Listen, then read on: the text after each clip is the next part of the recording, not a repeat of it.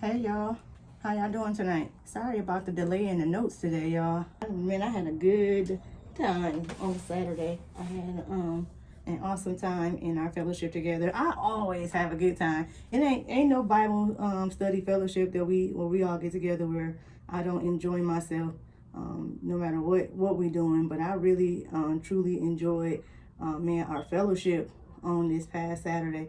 How we was all able to come together and just enjoy each other, and not just enjoy each other, but create a safe space for us to let our hair down and work on our own spiritual growth around the safety of other women who also working on their own spiritual growth. So it was beautiful. I had baby, you gonna learn today. It learned me something. It certainly learned me something. So I was just really thankful for that lesson. I'm really thankful for the time we spent. I've been so overwhelmed with the weekend for events. I had two big events, one on Saturday, one on Sunday, that I haven't been able to just sit down and even look through the videos and the pictures that I did take to even take in and run back what we did. But like everything that was talked about been heavy on my spirit, which actually is what ignited the lesson for today. Mark safe. Are you a good friend? Are you a friend that can be marked safe when your people need to come to you and unload and talk to you and be themselves in front of you? Are you a safe friend? Can you say that you are marked safe to do ministry in friendships? Because that's a real thing. That is something that we need. We can't not get by on this earth, in this world, doing it alone. Even God stepped back after he created Adam and saw that he needed Eve in companionship. We need each other in this life. So in knowing that we have to have camaraderie and relationships with one another, in not just relationships where they're husband and wife, but in relationships where I need to holler at my own girl about some stuff. We need to be able to be marked safe as being godly friends to one another, so that when people are, like we had our session on Saturday, when our sister is coming to us and she is talking about matters of the heart, are we safe enough to let her unload to where she can be vulnerable? Or we not going back doing all the unneeded gossiping about what we heard, being defensive about what was said, filtering what our sister tell us through the filter of our own experiences, and not being who God need us to be in that moment for our sister? Are you safe enough to do ministry for your friends in a godly way through your friendship? I had work to do here. I think that's why the Lord actually brought this to me, y'all, a few weeks ago, and specifically told me, you ain't at the point to where you can speak about this to anybody, because I still need to show you some areas where you got to get better. Because the Lord know I don't ever feel comfortable about speaking about a subject that I haven't had no experience. How can I speak to somebody about that? And I have been working diligently over the past few months, about a year or so, being intentional about my friendships, the boundaries I set in my friendships, the conditions I put on myself in friendships, just so that I can be a safe space, marked safe for my friends who need me in that way. So I hope that you find yourself in this lesson tonight. I wanted to just, let people come in a little bit. I always talk a little bit before. I don't want to go too far off up into it. But man, this is an important aspect of living for God, is making sure that you are being appropriate in the friendships that you are making, and being able to minister to people, especially when people come into you in a vulnerable sense.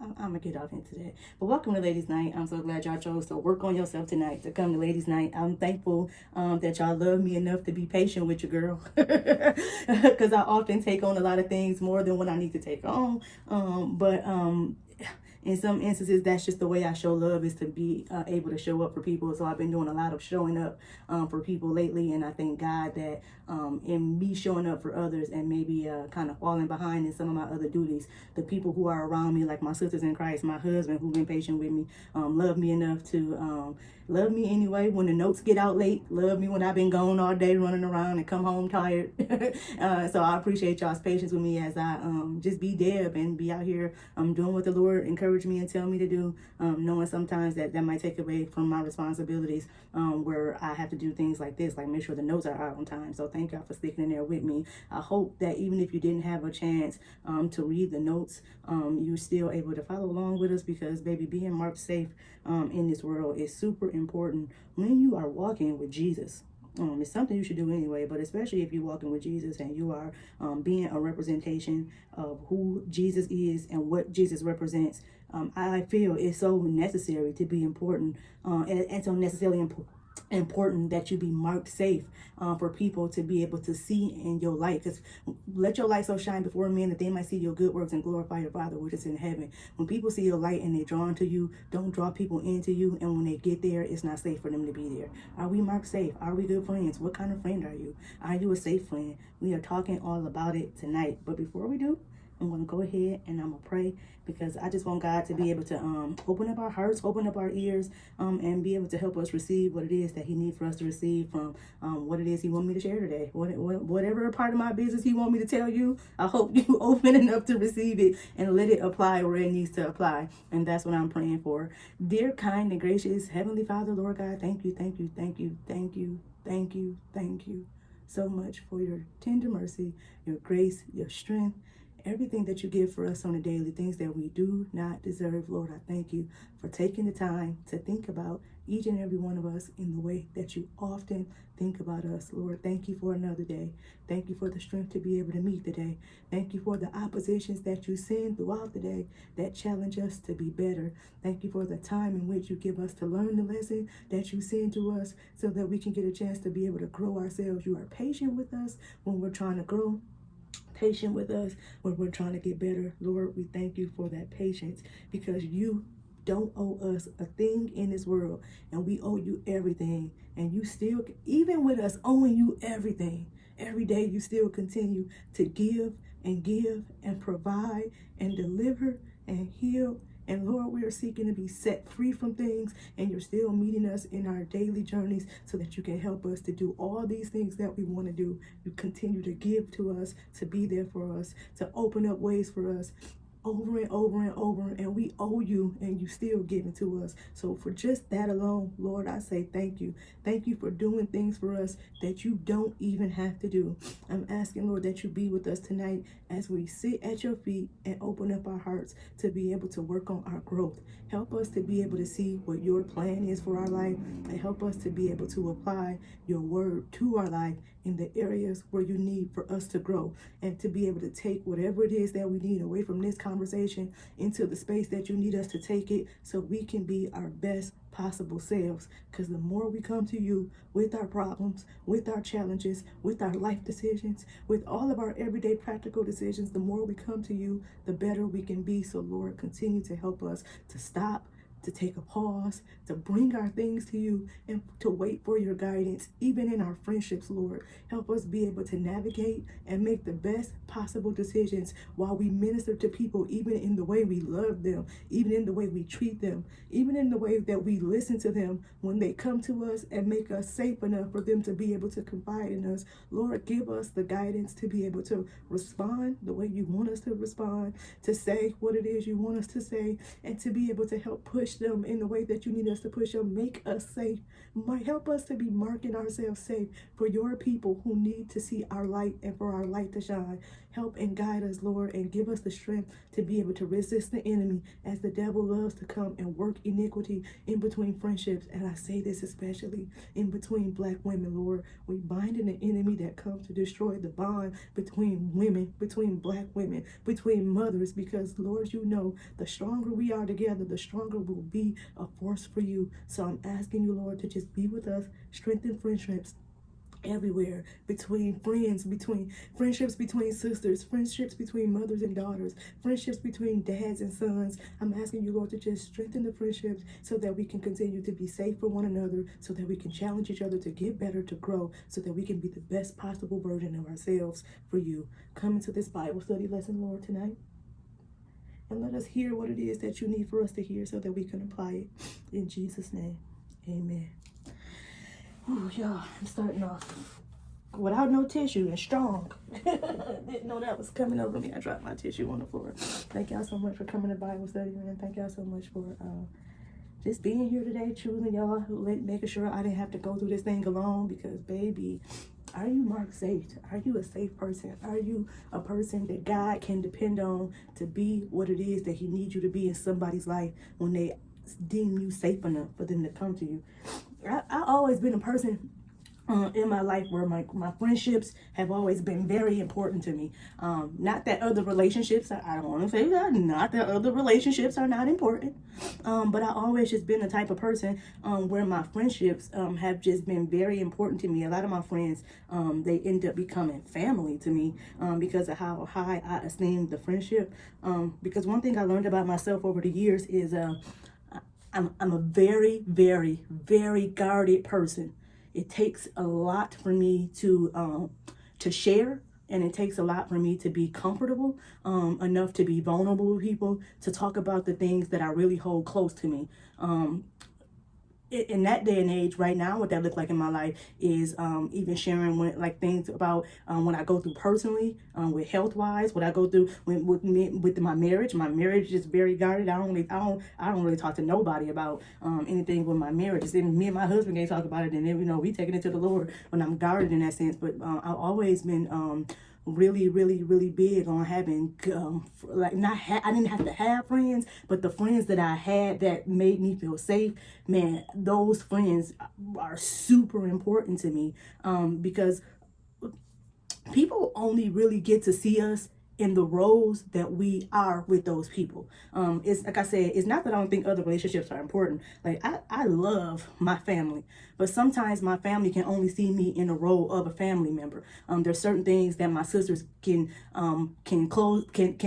talk to me about, but there's certain things that they won't talk to me about because I'm their little sister. Even with their own lives, I think that if my sisters was going through something that was a little bit heavy, they might not always call on me because I'm their little sister, and that's how they see me. Likewise, like my sisters don't really ever get to see me in a role as a coworker. They know I'm their little sister. They know I'm funny. They know I'm cool, but they don't know that in my everyday work job, unless they work with me, they don't know that kind of every day I kind of make miracles happen for people sometimes because of the type of work I do, what I know about my job, my the expertise I have in my job, how people kind of sometimes seek me out for information because of the knowledge I have in my job. They don't know me as a coworker. People who work with me, they know what they can call on me for. My sisters and brothers, they don't know me like that. They know me in the role of being their sister. So sometimes the roles that we have already, likewise my coworkers know me at work, unless we have a relationship outside of that. They don't know me as a friend in that nature. Not saying I ain't friends with my coworkers. No, some of my coworkers have become family to me because the nature of the relationship that we created. So the roles that people see us in, sometimes they hinder people from seeing us for all of who we really are, because I'm more than just my brothers and sisters little sister. I'm more than that. I'm more than just a worker at my job. I'm more than just an employee. There's so many different roles that we play. In friendship, it's always important to me because I get to show my friend all of who I am and not limit them to just one piece of who I am. So I can really say anything to a good friend, to a safe friend.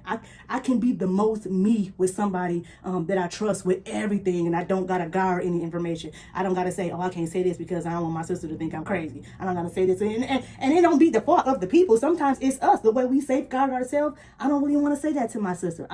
It's certain things I'm not gonna say to my mama. I'm not gonna say this to my daddy. I'm not gonna say this to my uncle. You know what I'm saying? So like, it's sometimes it's just the way that we carry ourselves to where we safeguard what we show, which I admitted that right off the bat. I'm transparent in the sense that I would say I'm guarded. It take a lot to get things out of me. And so it's just sometimes there's certain things that I won't say to certain people, or certain conversations I won't have with certain people about certain things that are within me, just because of the nature of the relationship. I don't feel the space and when I say safe, I don't mean that they gonna do something to me. Sometimes I want to stick to the role. I don't want somebody to see me this way, so I don't feel safe enough to be vulnerable because I want to keep the role over here intact. So friendships have always been important to me because sometimes I don't need anybody to have anything predetermined in their heart when I come to them. Like sometimes I know there's certain things that I can't go talk to my sister about if somebody was bothering me, because my big sisters, they gonna try to beat somebody up. Or back in the day they would. Like if I go cry to my sisters, they go, they like, who did that? Who said that? What you did? Because I'm their little sister. Like it's certain things. Like our family members always gonna safeguard us. Like it's certain family members, I could say somebody said something to me, they want to go handle it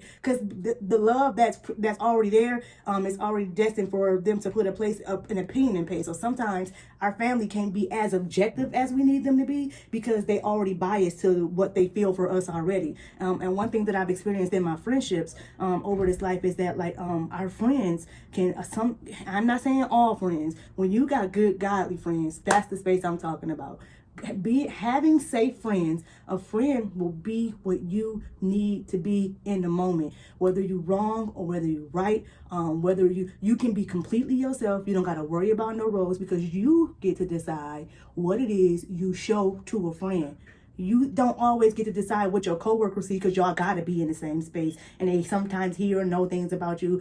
Sometimes you want to keep your business guarded because I gotta see you every day. I don't really know if you're gonna tell the boss on me if I say it. So sometimes you just don't know what coworkers say. But for friendship, I get to decide what it is I show you, I tell you. And as I build trust with my friends, the more I say to them, and the more I feel comforted in what they in being able to speak to them openly, and tell them things and them say certain things back to me, I start to build trust with my friends that enlarges the space to where I can be safe enough to bring my vulnerable moments to my friends, and they be safe enough to be able to get me through those crises. Not that my family or other people's family can't. It's just some things you have to be guarded with because the role prevents that. So I'm not saying that I can't talk to my family about nothing, because you know how Beyonce internet do, saying she ain't close to her family. Girl, bye. Me and my family is real close. But my point is that like with the friendships, you get to decide. I didn't ask to be my sister's little sister, because if it was my choice, I would have been born second and not ninth. I didn't get a choice. I got 8 older brothers and sisters. Don't nobody would ever just choose to be the youngest to everybody. But we have a good relationship, and I was born into that family. That's where God placed me there. I get to choose my friendships with people, and I get to choose to decide what that look like and where God takes that. And so that's why friendships are just been really important to me, because for somebody who has a hard time being open and vulnerable, having a friend that I can let my hair down, that I can go sit in the park with and cry my eyes out to talk about how I be on a spiritual edge and I need help, and not be judged because I didn't make it 100 that day. A sister who gonna guard me and say, sis, I know you're having a hard day and you stressed and you want to quit today, but I rebuke the enemy that's telling you that quitting is an option. A sister that's not gonna judge me because I didn't get it all right that day. So having a safety in your friendships is important. Likewise, be in a safe space for somebody, for them to be able to open up. Because when people feel safe enough to talk to us, I feel that that is often an opportunity for us to be able to let our lights shine. Let the light of Christ shine through us when our friends come to us and trust us enough to be able to pour their hearts out to us and be vulnerable to us. That's a way for us to do ministry when we follow in Christ. Because in the moments where life challenges us the most, that's the time where we most acceptable to be able to grow. Because especially when it's a situation that you're currently going through, you got the opportunity to be able to guide your friend in the manner of which, oh girl, you know, that's you right, you ain't wrong, friend. When friend really be wrong. And if you not telling friend what's best for friend and not what's best for the situation, then you're not doing the work the Lord wants you to do. You're not safe. You're not being safe. So we have to be able to mark ourselves safe when it comes to godly friendships. Excuse me 1 second, y'all. My son is knocking at the door, so this must be an emergency. Come in, Jackson. I know he's on Bible study. Oh, yep, I am on Bible study. Did you need something? Can I have a little bit of this goldfish? You can, but don't interrupt me for that anymore, okay? Just get it next time, okay? Okay, I'm sorry. Oh, it's okay. No apology needed. Can you pull that door up for me? Yes, ma'am. Thank you. I appreciate you. Sorry about that, guys. Parenting never stops. Godly friendship is about creating safe spaces, being loyal, being trustworthy, and spiritually covering one another. Just like in the story that we're going to talk about today about David and Jonathan. Jonathan had marked David as safe. We are called to be that kind of friend in today's culture. I always like to talk about the culture of today because this is the time that we living in. We not living in the age that we got taught about. We living in the now. And the now age, a lot of our lives is done online through social media, in group chats, social circles. So a lot of the times I'm talking about today's culture so that we can talk about how things look right now and not how we were taught about how things look, because we got to apply the Bible to every day right now what we living in, not what somebody else experienced and taught us about.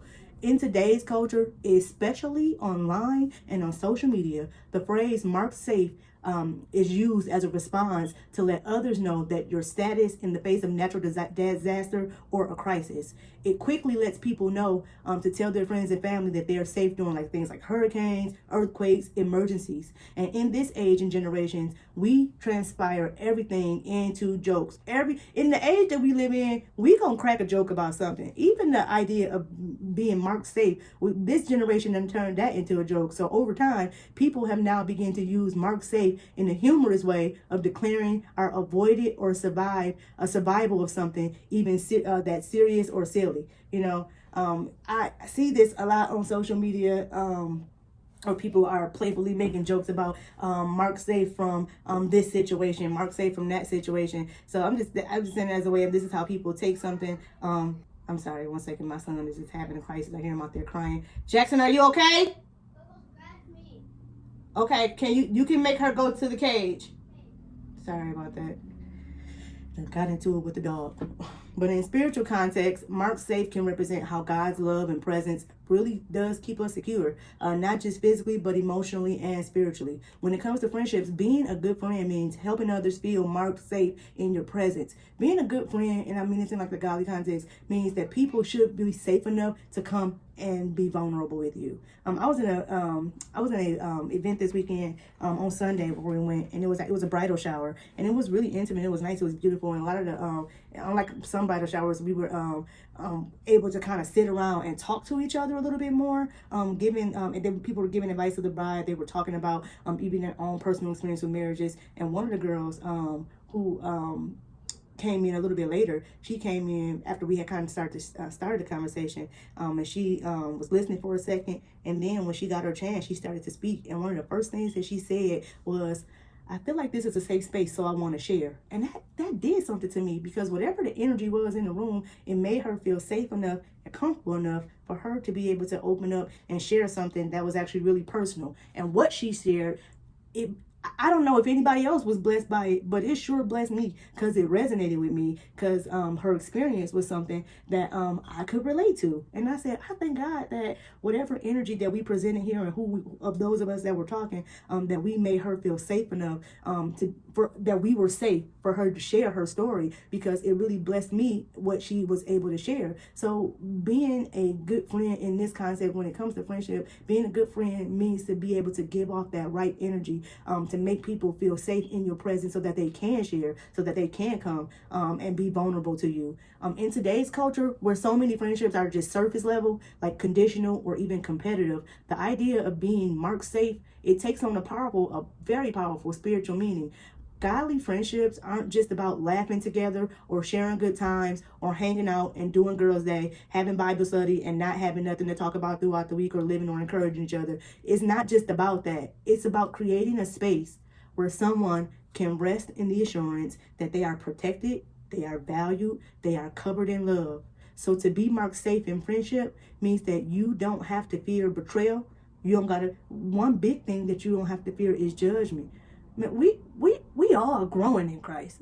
Coming to Bible study don't mean like you're around a group of people, or getting around with the girls who go to Bible study, who read their Bible, shouldn't feel like that. In order for me to come around them, I got to be living a certain way. I got to be doing this a certain way. No, we have to be in a space to where we're not judging people for how saved or how close to Jesus they are walking. So being a godly friend, being able to make a space where you're safe and being a godly friend means that we have to be people who are not being judgmental or neglectful towards people. So to be marked safe in friendship, that means you can't be betraying nobody. Have people coming to you or sharing in Bible study, and the next thing you know, you texting about it and to your friend who know her, like, "Oh girl, Leslie was on Bible study today, and guess what she was talking about?" Because nobody else might not see the text message, but the Lord that you seeking after when you coming, He saw it. And you're not safe, sis, because why you need to go tell somebody about what Leslie's testimony had in it?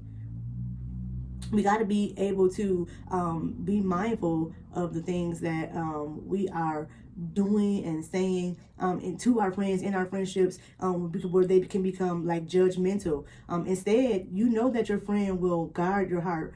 this is how you know you're a godly friend, because you're a friend that will guard the heart of your friend. You're going to pray for your friend. I heard Leslie's testimony. It didn't move me to go text Quay about it. It moved me to pray for Leslie for the next 7 days, because I know Leslie is shouldering something that it's going to take power to move. So let me pray for Leslie. I don't got to talk about it.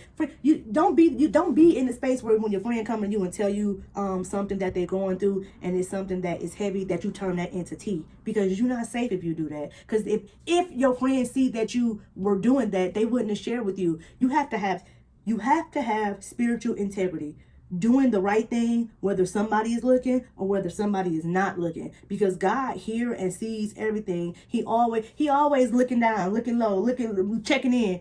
He know what's going on at all times. So if you wouldn't say it while she was on the call, don't say it while she off the call. You know what I'm saying? So we got to be mindful of what it requires for us to be safe. We have to be able to guard our friend's heart. We got to be able to pray for our friend. We have to be able to walk through seasons of joy and seasons of pain, because I've been in seasons with friends where they had hard things going on. They'd be coming to me, they'd be asking me to talk to them about certain things, and sometimes it feel like it's just they come in with thing after thing after thing after thing after thing. And if you not marked safe and you're not in the right heart space, sometimes when people coming to you with stuff, you will get drained, and you will kind of start to close yourself off to, man, it's always something with Dominique. Dominique always got something. Every time I talk to Dominique, it's always something. If you're not safe, that's how you will see it. But if you are a safe friend, you will see this as the Lord is really letting Dominique be tested. And I need to pray and continue to pray that my friend can shoulder what it is that she's going through and continue to trust God's will. Because sometimes when the friendships is surface level, we only looking at the surface, and we only looking at the problem that's being shared. We're not looking at the heart of the person who's sharing the problem. Some of my people know if I break down to come and talk to you about it, it's too heavy for me. And because not 9 times out of 10, I don't do that. 9 times out of 10, I don't talk about it. I'm an internalizer. But I thank God for the type of friends that I have that know me and they see things past surface level. So Deb ain't just coming and telling us what's going on and spilling tea. Deb is really telling me that she weighted down hard and she need to get this out and talk about it, because they see deeper. It's a deeper connection, because when we're being marked safe, we have to see things from more than just what they look like when they're coming to us, because we have to sometimes it get hard to shoulder people's problems. Sometimes people tell us stuff, and I'm like, man, so I've had times where I wouldn't answer the phone because I knew what people was calling to talk about. And in the space I was in, it's because I didn't want to hear about the problem. I didn't want to keep hearing about it. I wasn't in a space where I was able to be there for the person in more depth, because I wasn't safe for them at that time. And sometimes we're not in the space to be safe for a situation, and that's where we got to continue to grow. I'm not saying nobody wrong because you couldn't know. You just still got to grow. I'm in some areas where I'm still constantly knowing that I can't talk to somebody about this because I still got some growth here. I told y'all when the call came in, God gave me this topic probably about a month ago. And when I was like, I got real excited. I said, "Ooh, friendship, being safe, marked safe in friendships." And God said, "I know, but you ain't there yet, though. You still got a little work to do." And I did. It's been situations where I was still waiting, like shouldering some things. I'm sometimes shoulder things between multiple friends and doing the right thing in situations where maybe 2 parties don't agree about something, or maybe 2 parties don't like each other at the time, and I'm in the middle. And God is teaching me about how to be marked safe in all situations, so that I'm not getting on here telling y'all, we got to be marked safe, and I'm still unsafe in a situation that God been actively dealing with me on. So I thank God that he took the time to show me that, Deb, you got spaces where you still got to grow so that you can be marked safe. But we really have to be in the space to where when we're maintaining and having godly friendships, that we're in the space where we're safe with our friends. We're doing the right thing. Maintaining godly friendships requires intentionality, intentional safety. Proverbs 27:9 reminds us, perfume and incense bring joy to the heart, and pleasantness of a friend springs from their heartfelt advice. A good friend is going to make you feel safe enough to receive correction, encouragement, and truth without fear or rejection. In a world that often tears people down, Godly friendships are what build each other up. I don't need a friend to be telling me you ain't wrong, sis, when I'm dead wrong. How am I gonna get better? Golly, and that's why we also got to be able to be marked safe, because sometimes we got to be the voice of correction for people. Like, hey man, Leslie, I don't think that was the right move or right response to that, because I'm safe.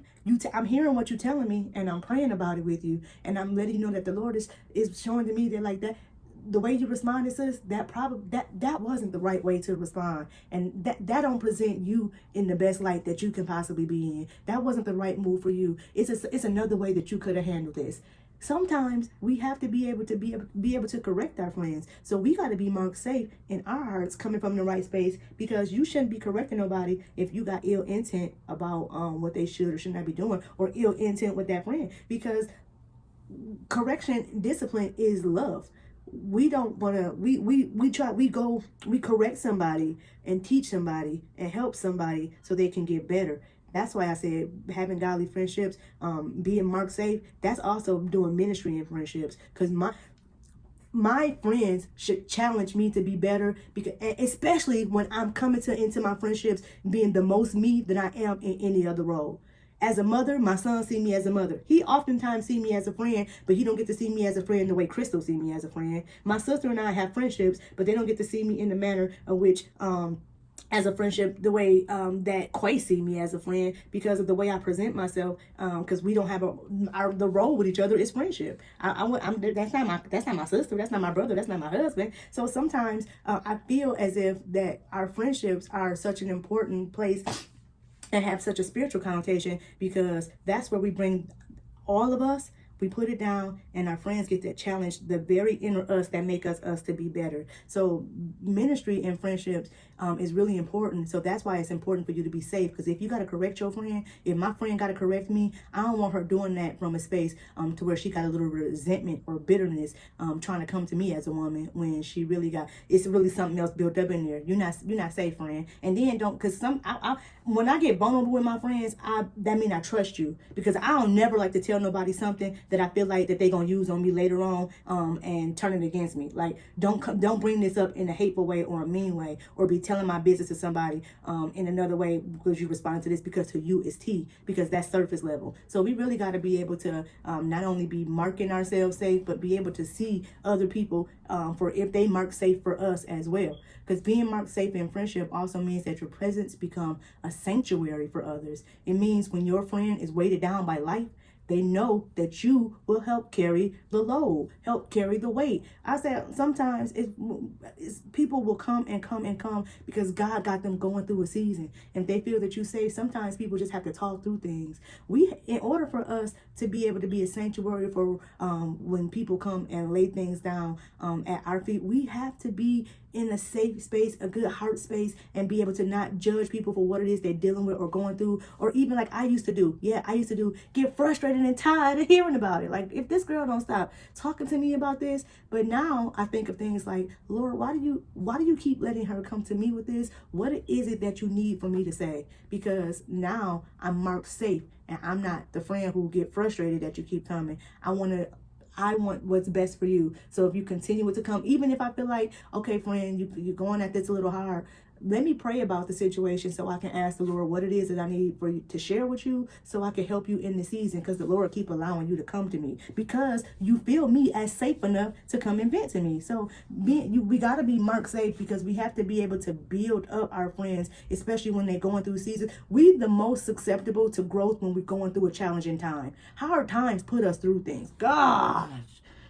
When we struggling, that's when we learn some of the hardest lessons. And so when you're going through something, that's a very vulnerable time, especially when it comes to growth. So the people that we go to and we lay that down at their feet, that's really a vulnerable space. When somebody coming to me now in this, I want to be able to be open enough so that I can be what it is that the Lord need for me to be to them in that moment, because God let them come over here for a reason, not for me to get all their business and tell the tea.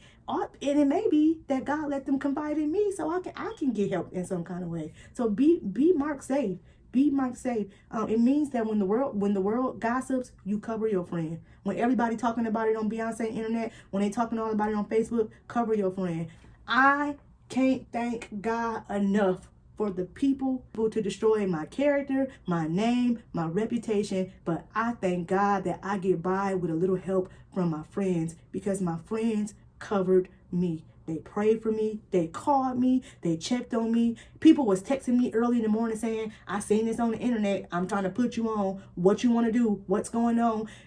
And the people who was laughing about it and sharing it and saying whatever they were supposed to say about it, the Lord used that as a way to reveal to me who wasn't safe.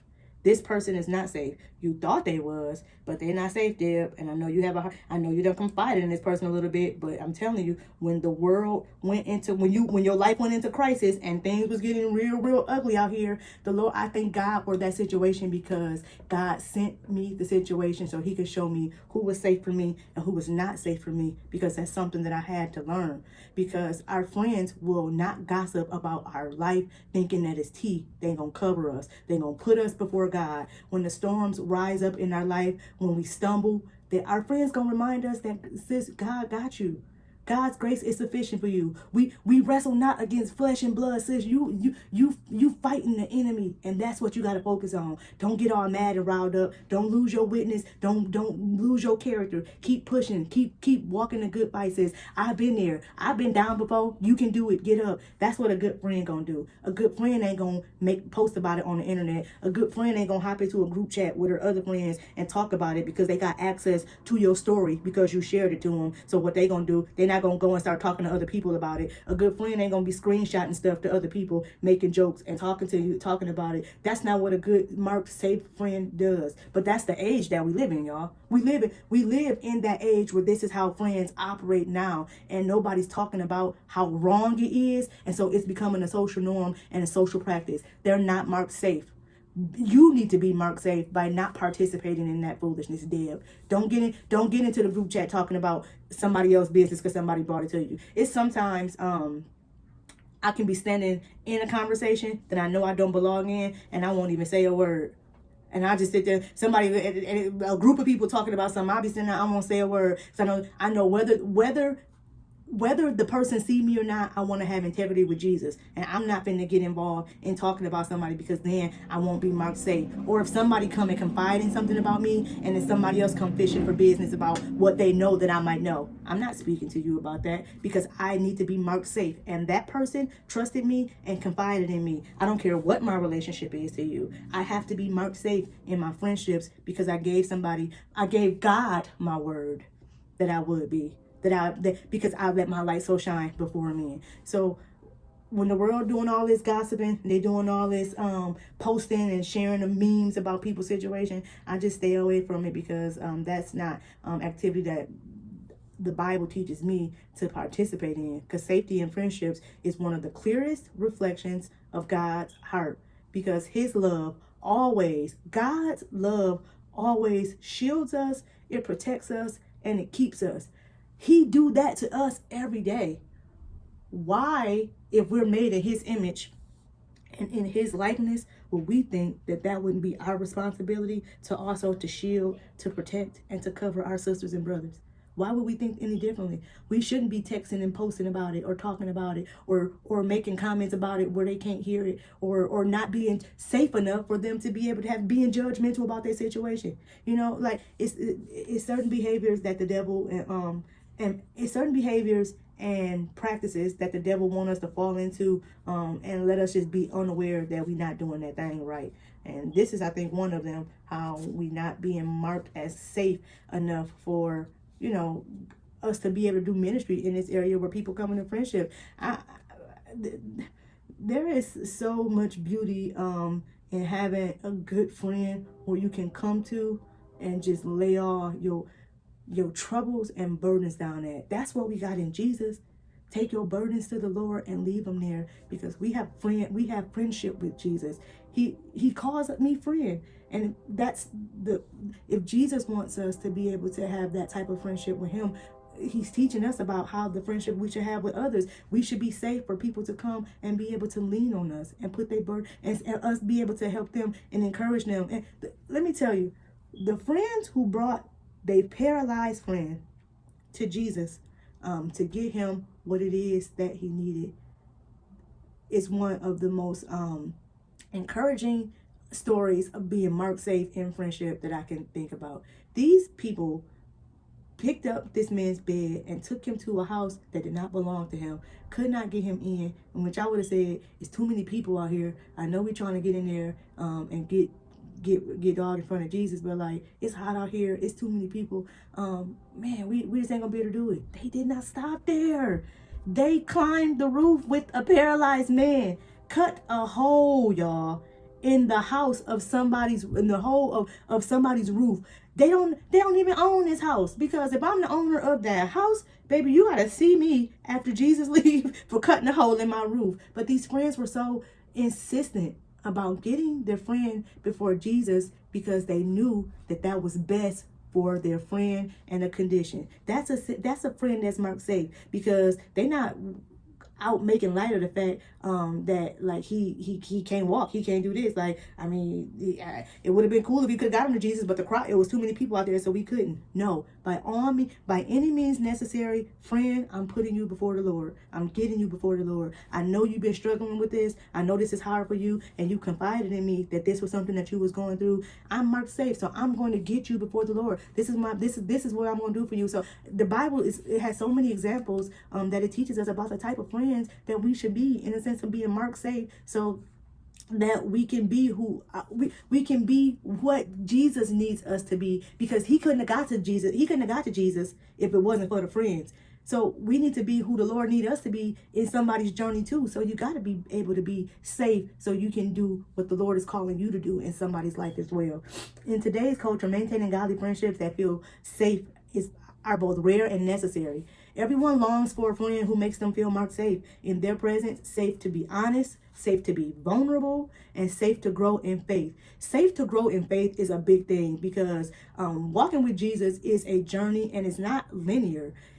One lesson we might think we don't learn, we might have a setback and we might have to try that thing again the next day, because today the flesh won, Lord. Like, pray for me, sis. We need friends who understand that just because you have a day where you struggled that day, don't mean that they're not judging you for, okay, I guess she ain't what I thought she is. No, a friend gives you room to be able to grow in your spiritual journey, encouraging you like, okay, sis, back at it, I'm praying for you. I know today was rough. I'm praying with you. I'm praying against this. I'm lifting you up. I'm encouraging you. I know you can do it. I'm saying the right things to push you forward. A friend that's marked safe is going to give you room to be able to grow in your faith, because we ain't gonna get it right every day. We gonna try our best, but we gotta be able to be around people who are not judging us, because that judgment can hurt. It can hinder. I think people get a lot of somebody shared this at the thing on this past weekend, is that they had to learn to trust women again because of past experiences with other women. And sometimes that happens when it comes to judgmental people about our faith. If I fell short in some area and somebody who is not safe making comments or talking about it, or saying, oh, you shouldn't have did this, or making me feel as if God is frowning upon me because I made a mistake, and not grabbing me up and say, sis, don't we fall down, but get back up, let's keep going. When you're not in a space to where you are making people feel like that, you not safe. You not safe when you judging people because they have a shortcoming in their faith journey. So being safe is really important, that you give people the room that they need to grow spiritually, because we all walk in a different journey. You can't say because you got something somebody else should have it, and when I come and confide in you that I'm not there, you getting all judgy about it, and then your response and your correction might be from a place of judgment. And you better be careful if you're doing this, because you can really hurt and hinder God's people if you responding to people out of a place where your heart ain't right. It couldn't be me, man. That's why I said the Lord told me about being marked safe like 4 weeks ago. But he told me you ain't in the right space to be telling nobody to be marked safe. So we really got to be mindful of what it is that the Lord wants us to do in certain situations, even where it is in friendship, where it comes to responding to certain things. And this is some of the ways that we can look at this, being marked safe in friendships. A safe space for the heart.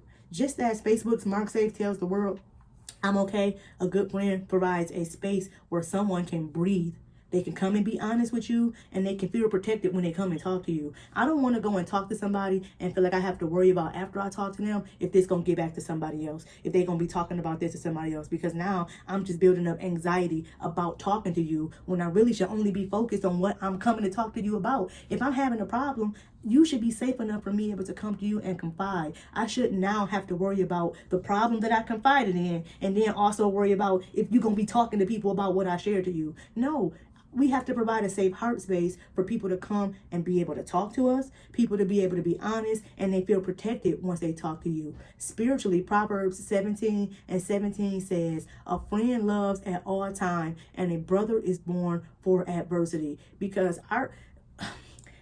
like I said before, many of my friends become family because they've been through some things where it showed me. I've been through some adversity where a sister was born out of the situation because how you covered me, how you protected me, how you handled me when I was vulnerable and you could have handled me the other way. A friend is loyal, and a friend will do that. They'll look out for you. But sometimes when things get shaky, a friend might be into their own feelings and not be able to be able to hold up in the face of adversity. I've been there. I've been the one who said, bro, she got too much going on. I can't deal with that.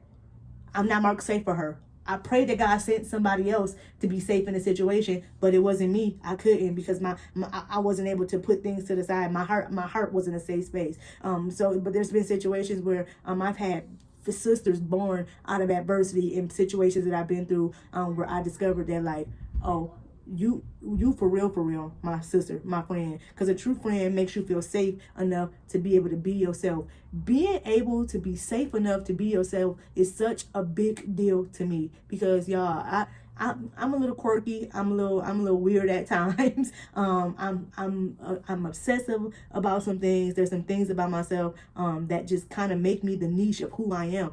Not everybody can take that, and I'm not saying that people don't like me. I mean, I'm sure people don't, but I ain't thinking or dwelling on that. What I'm saying is that, like, I'm not everybody cup of tea. Sometimes it be because some people are more introverted. So a person like myself, it might be too much stimulation. Just gotta. That's too much. I can't handle that. But I thank God for the friends that He put in my life.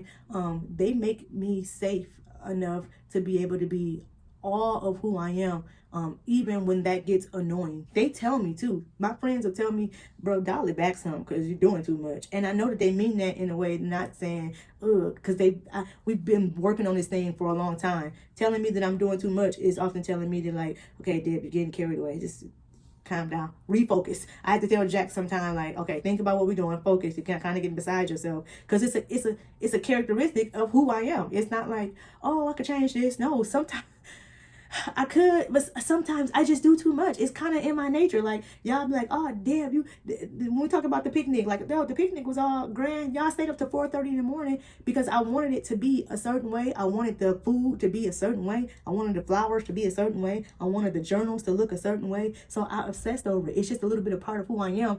And it's kind of the way I love a little bit, but I can't turn my obsessiveness off or my do too much off from just creating things for people. Sometimes I do too much and I share too much or I talk too much, and it's just something that is a part of my nature. My friends who love me, though, sometimes when that's reflecting negatively on my character, they love me enough to tell me, sis, pipe down a little bit, you know. So and a true friend, it don't make me say, oh, I'm not gonna be open no more. It just made me take notes. Okay, I'm doing too much. Let me relax. Let me calm down. Because if they didn't love me, they wouldn't tell me that. If they wouldn't love me, they wouldn't tell me, hey, baby, since you are wrong. Sis, you shouldn't have said that. Sister, you are. This ain't the right stuff. They'll correct me in love because the heart space is safe. Also, with godly friends, when the friends is marked safe, you safe from gossip and betrayal. Spiritually, safety is about trust. I have to be able to trust you, to feel safe enough to talk to you about things, because I'm a guarded person. A good friend marks you safe by guarding your secrets and not exposing your flaws. One of the reasons why I have a hard time trusting people is because I have a lot of insecurities. I ain't gonna say I have a lot down. I've had, over the course of my life, I had very, very, very severe insecurities. And I felt like the more I trusted, if I trusted people with the things I was insecure about, they would make fun of those things if things ever went south between us. So I'm like, I'm gonna let people get close, but not close enough to be able to use this against me. I'm gonna tell people what I want them to know, but not enough for me to be able to give them information to go back and tell other people in a way that it would make me, gossip about my business. I'll tell you, if you're gonna share something, you're gonna share. I'm gonna give you a little bit that you can share, but you ain't gonna get the meat and potatoes. I might have whipped you up some broccoli and dished it out, but you ain't get the steak and the potatoes or what really the situation is, because I'm guarded like that. Because I always feel like I can't trust people with certain information because they'll use it against me. And one thing that I'm working on healing is when I'm betrayed by people, no matter how nice I am, I know in my heart that it's still hard for me to trust and love them in the same way. Even though I'm being kind internally, I don't fool with you, but I'm being kind and nice, not in a fake way. It's just that I've shut you out because I don't really fool with you. You can't get close to me. You can't know my business. You can't ask me nothing. So I got to be careful for letting people close enough so that they can get me to a point to where I'm cutting people off like that, because I haven't healed from the thing that created that in me. So I'm just real mindful about who I let close to me, especially in this season in my life. I've cut off a lot of people, not saying cut off like I don't talk to them no more. I cut access off to me because I had to grow in some areas, and in areas where other people didn't grow, they were not safe for me. So when I realized people were not marked safe, I had to close the door to access so that I didn't get hurt and I started to feel betrayed. If I don't expect that of you, you can't let me down. So it's cool. So but I had to really work on this area of my life where I would be not trustworthy of people, because I feel like if I gave people some information, they will they'll tell somebody else.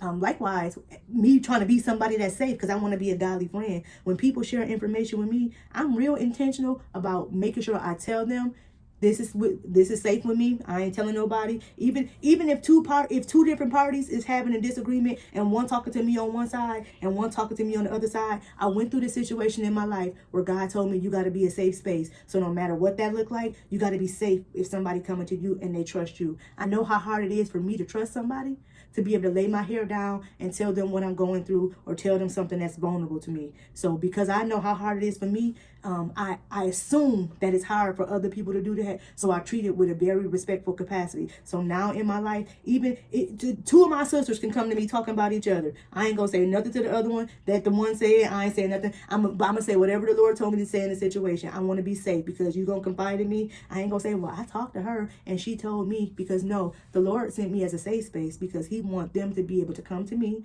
and be able to tell me how they feel, because they feel like I'm safe enough to do it. And that point, it becomes ministry, because it's not about the tea of the situation. It's about helping somebody be better in a situation, because God let us fall into things for it to teach us things, for us to be able to heal something. Sometimes we find ourselves in situations going through stuff because God is trying to get us to understand and learn something. If I'm telling my sis, well, you're right, she shouldn't have, that I could be hindering and holding her up from learning what the Lord sent her to learn.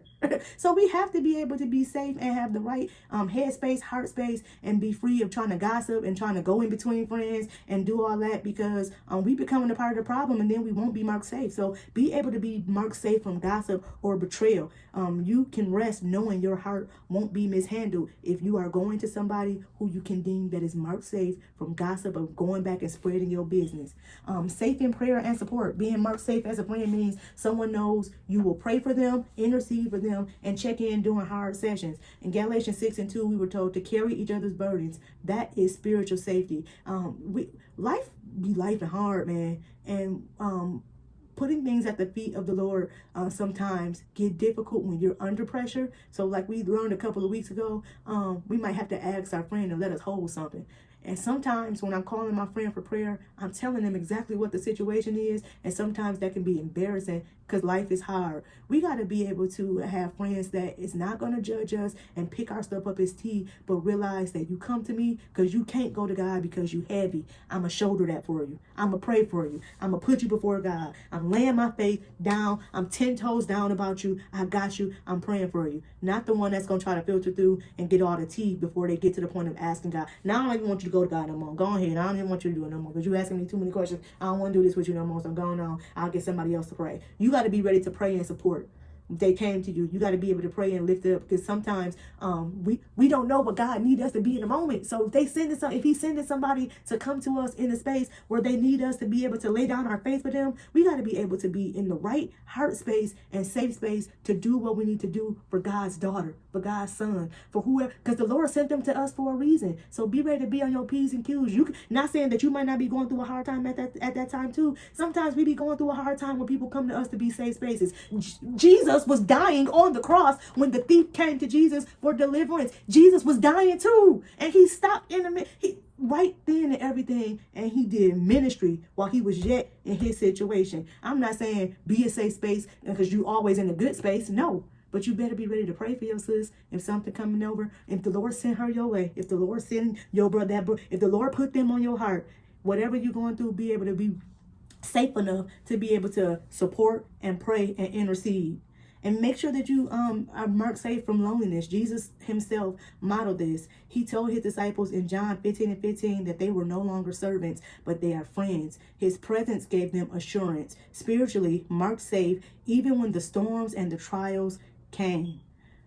To be a good friend in Christ is to be someone who is marked safe and safe from judgment, safe from abandonment, and safe in love, because God's Spirit works through you to provide comfort and covering and encouragement. The Lord working through us is how we're able to provide this safe space. We talked about this week and taking those little moments to get your guidance from the Lord. Sometimes something may come into your life where God is sending somebody to cross paths with you, and you might not, one, understand why the Lord is allowing you to have to come into contact with this situation, or two, what the Lord wants you to do. That's why we have to be taking our cues and guidance from God, and even in our friendships, giving advice to our friends. Like sometimes my friends will come and talk to me about things, or my friends, I'm in a situation right now where that's actually happened, where I got a situation with my friends that I'm putting before God, because I don't know God, how He wants me to respond to the situation, because it was brought to me. So I listen and I'm encouraging, stay positive, but I'm praying actively now. And I'm like, Lord, what do you want from me in the situation, to be able to help the situation and not be able to hurt it? What's the right thing to do? What should I do? When you are safe, it's because when your friends is crossing paths and coming to you, or coming to you and speaking to you and laying down their problems before you, or talking to you about something, or confiding in you, they're not just coming and talking to you. You're being guided by what the Lord is telling us to do in these situations, what to say. That's why it ain't just a situation where you could just say, oh, sis, you ain't wrong, or encouraging them to post something on social media that they shouldn't post, or engaging and encouraging a feeling that they have that is not the right way to be or say, according to what Jesus teaches us to do, because you're taking your cues from Jesus. That's what we're doing. And I'm not saying friend not, but when we're encouraging each other, or we get in our feelings, or we get in our flesh, sometimes the flesh win that day, sometimes the Spirit do. But when our sister come to us and we can see that this is not the way the Lord is wanting for you to do this. The Lord don't want you to pull up, sis. No, that's not of God. He not saying pull up, sis. He not saying that. Get your respect. That might be something that you have to do, but you in the way that the Lord is telling you. We got to be able to give the right direction, because we got to be taking the right direction. That's why the Lord probably made me wait, because He wanted me to make sure that I was taking the right direction, being a person that's marked safe, before I came into Bible study and say, y'all, we got to be marked safe. But I gotta start with what I'm doing. So when people come, when you're marked safe, it's because people are trying to encounter God in you too. He's giving you the guidance on what to say, what to do, how to handle it, how to respond. That you shouldn't be liking that post or engaging or encouraging that. You shouldn't be encouraging sis to do things that aren't the character that Jesus teaches us to walk in. You should be praying for sis about what she's going through and not talking to everybody else about it. So that's just something that we have to consider. And one of the best things, I'm getting out of here. I see 707. One of the coolest stories that in the Bible that this teaches us about friendships is the story between David and Jonathan. And we kind of talked about David and Jonathan a little bit ago because we just talked about King Saul. Jonathan is King Saul's son. When David beat Goliath, King Saul is a Saul who is king at the time. He's the first king of Israel. We talked about just a couple weeks ago how Saul was pressed by David because David was doing so good. David was being guided by the Lord and doing what the Lord told him to do. And Saul got jealous about that, and Saul had a problem with it. And Saul tried to take David out. He tried to kill David. And spent a lot of his life obsessed with getting back at David. During the time David was living in the palace, David became really cool with Saul's son. His name is Jonathan. They developed this really cool friendship where they had become really close, making like bonds and covenants with each other about even their kids and their generations continuing to be close and love each other. So the story about Jonathan and David, it really indicates some things about the safety in friendships and how making sure that being safe or being a safe space or finding a safe space, it can be really important to your destiny about and how your life changed. So here's the thing with David and with Jonathan. David, we know who David was, a young guy. Everybody was talking about him because he had just killed Goliath. He had just got done slaying the giant. And like I said, he went to live in the palace because Saul had become very fond of him. And at that time, Jonathan had took a very good liking to David too, because David was doing his thing. Like David came into the army, a young guy, and he worked his way up the ranks. And he kind of had like this stellar career where people started to love on him, praise on him. He picked up a lot of followers really quick. And the one thing I love is that like Jonathan already had status, he had clout. David came in, he was a nobody. Jonathan had become jealous of David. He was like, man, I like this dude. I like this cat. I'm trying to see if he cool. You know what I'm saying? Like he wasn't competitive. So we meet and engaging in friendships with people. Sometimes one of the things that the devil used to keep us apart is that competitive nature that we see in other people, where he try to arise jealousy in us when we see somebody coming up the ranks doing good. The jealousy sparked in Saul, because Saul did become jealous of David. He couldn't befriend him in that way. But David and Jonathan, they got real cool, because instead of getting jealous or competitive, Jonathan and David kind of locked in real tight. And the Bible saying in 1 Samuel 18 that Jonathan's soul was knit with David's. So they had a really nice kinship, like a connection. And in today's language, what that means is they kind of vibe. They became brothers. That's his boy. Like, not just friends. They what would they call it? My day one. You know what I'm saying? Like, Jonathan was really locked in with David. They was real tight. And so it was a situation where they had gotten really locked in, and David had been getting so much notoriety. One of the things that Saul had got mad at Jonathan at is that he was feeling like Jonathan was trying to let David become king, and that he was trying to him and David was so cool, he was trying to let him become king in place of Jonathan because they were so tight. They had like a good relationship, because Jonathan really recognized David for who he was. He didn't see him as a threat at all. The only one that saw him was a threat was actually Saul. So Saul's jealousy just started to turn into like rage, and things kind of got real dangerous. And y'all know we talked about that. Saul threw that spear at David, and Jonathan kind of sees what's going on, and he like, bruh, listen, my dad trying to kill you. So you might want to lay low. So Saul had tried to kill David at one time, and Jonathan had peeped, and he knew that this was had happened. And he said, man, you might want to lay low, because my dad trying to kill you. So you might want to like chill for a minute, and so David ended up going on the run. And it was Jonathan who ended up going to Saul for David to be able to come back. Jonathan went to Saul, his daddy. This is daddy. And he had to vouch for his friend. He like, hey, did you forget everything that David did for you in the face of the Goliath, the giant? Sometimes it takes somebody to remind somebody where we've been, what we did for them, how we impacted their life. A good friend will speak to your character in the face of whoever it is that's trying to make you out to be somebody that you're not. Even this man went to his own daddy and said, David ain't did nothing but good for you. Like he ain't did nothing but right by you. Like God has been working through David on your behalf this whole time. Like he wouldn't do nothing but love you. And it was because of Jonathan's approach to Saul that David was able to come back and then be amongst them and live in the palace again, because David had to go on the run because Saul was trying to kill him. And then Saul, because he's not a safe space, he ended up getting mad again. And what he does is he decides that he want to kill David again, and he started trying. And so David at this point saying, well, I'm back over here, but he trying to kill me again. I need to go to Jonathan and let him know that like your daddy back on that. So David goes to Jonathan and tell me, bro, your daddy trying to kill me again. What's up? Now, can you imagine somebody coming to you and telling you that your mama trying to kill you? You said, what about my mama? Like this really spoke to the friendship to me of how Jonathan was marked safe. Jonathan didn't take that's why I said roles are often important, because we can't often separate. If somebody come to me and something about my mama or daddy, almost immediately I might be on the defense, because I don't care who you are. It could be one of my mama's kids if they come and say something. Because of the relationship and the filter I got up about my parents, what you say about my mom and daddy? My mom and daddy did what?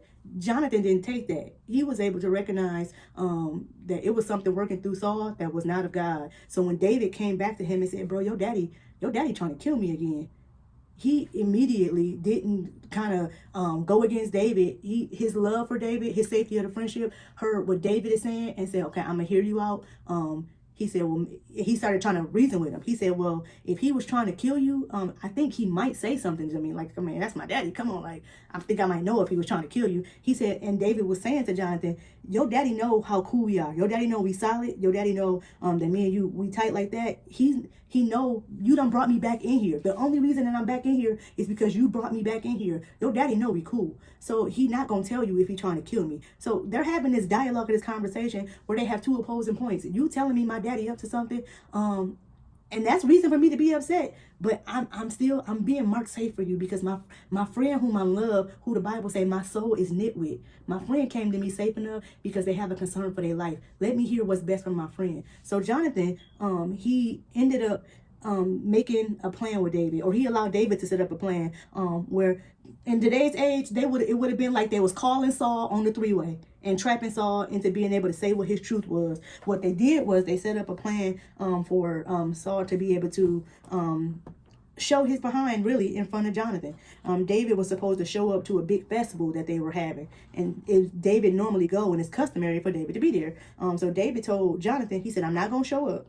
And when your daddy asks where I'm at, tell him you let me go home to see my mom and them, because David not from here. He live here now, but he not from here. And he said, if your daddy get mad and he get real upset and he say he gonna try to kill me, then I know what's up. And if he don't get mad, then he ain't trying to kill me. Jonathan loved David so much, and he wanted to see the best for the situation, and he was being, such a safe space. He got into a plan with somebody to set his daddy up.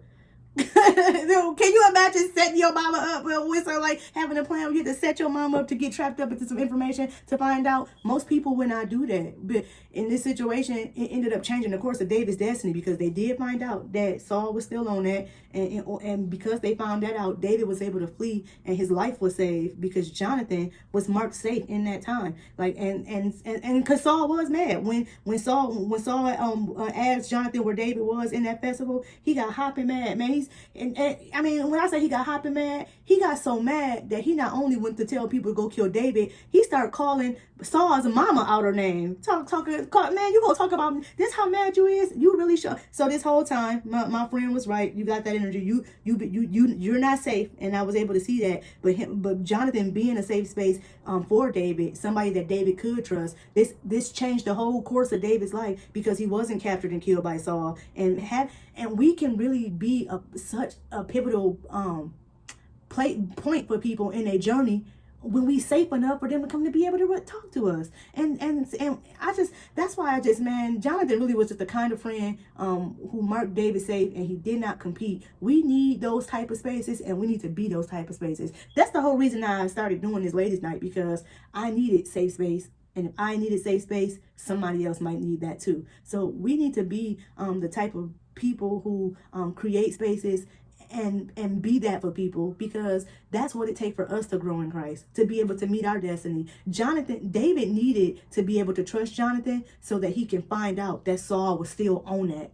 And because Jonathan didn't see it through the lens of why you want what you say about my dad, or he didn't come with the lens of defense, or he didn't come with it. He came and he was a safe space. He changed the course of David's life, because David could have been out there. The king was trying to kill him. You think he wouldn't have got to him? But I thank God that Jonathan created that space, and I really appreciate that. What this story taught me about just genuine friendships, creating space for you to be able to trust them on hard things. And sometimes when you put in between a rock and a hard place in friendships, because I can imagine that it was tough for Jonathan to be in a space that he was in, because that's my daddy and this my dog. Like, sometimes we be in those hard spaces where like it's tough to be in the middle, but God is going to give you strength if you just keep doing the right thing, not getting caught up in gossip and tea. Because sometimes the stuff people pour on us be heavy, but we got to be able to ask God for the strength that we need to shoulder it and still be who we need to be in the situation. Have you ever had a friend who marked you safe when life felt dangerous, lonely, messy, and how did it feel? I have had this experiences. Danica, discernment is so important for life and relationships. 100%, absolutely. But I have been in a situation where people have confided in me with things. I really am grateful to God that it's something that I am working on constantly, as far as wanting to be a safe space, because God showed me that is really important to my growth and to help others grow, which is, I feel like that's a part of why God created me, like to be a helper one to another. Like, I don't be looking to get nothing. I don't be looking to get nothing out of what God be telling me to do, except for the fact that it gives me fulfillment and following God's word, following God's direction, because that's how I'm getting better spiritually. So helping others helps me. So it always feels good to me when people come to me and trust me. In today's culture, friendships often fall apart because of jealousy and competition. What can we learn from Jonathan's choice not to compete with David? It teaches us so much, because their relationship took on such a covenantal role, like the way they just kind of they was just like so close to each other, because they didn't see each other as competition.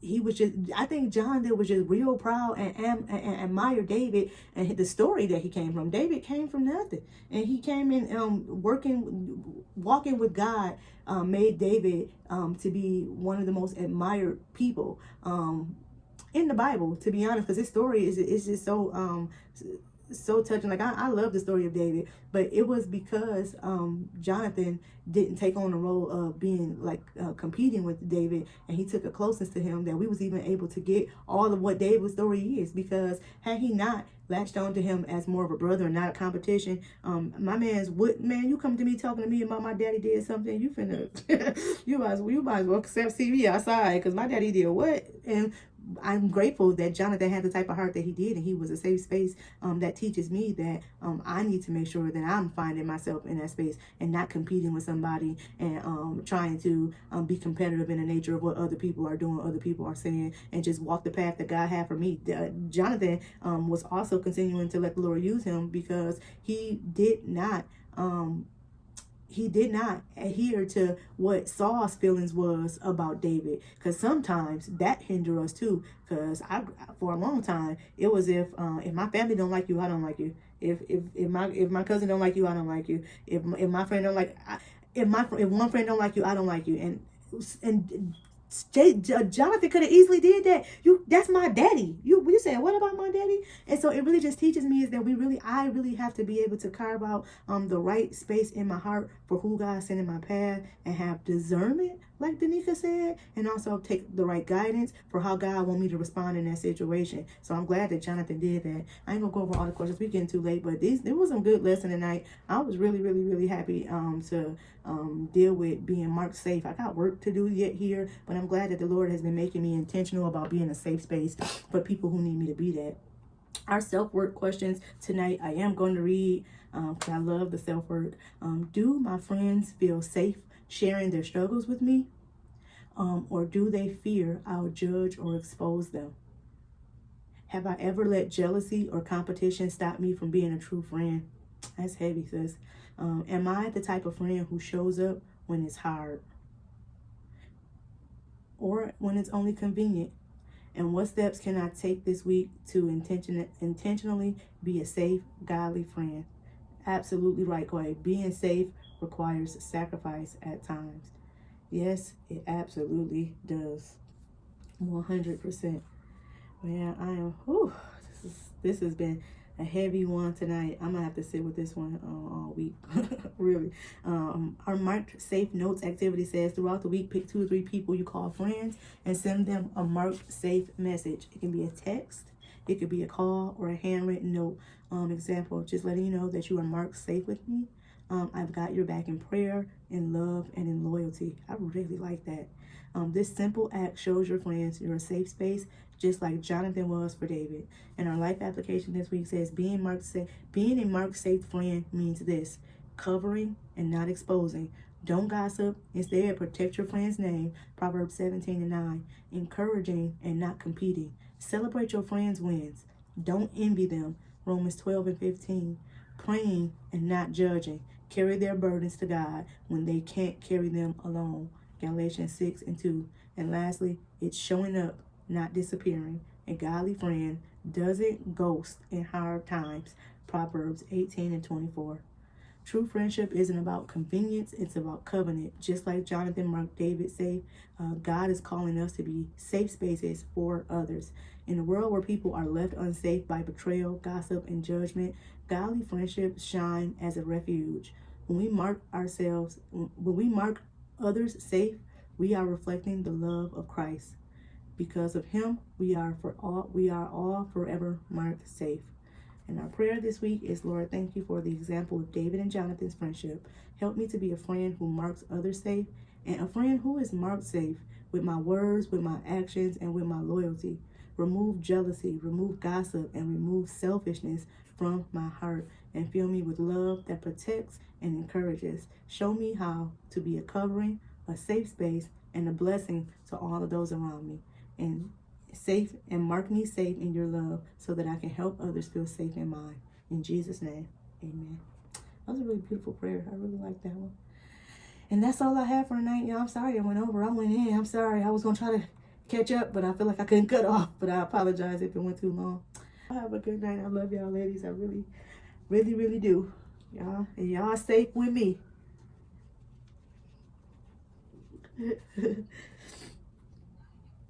I love y'all. Have a good night.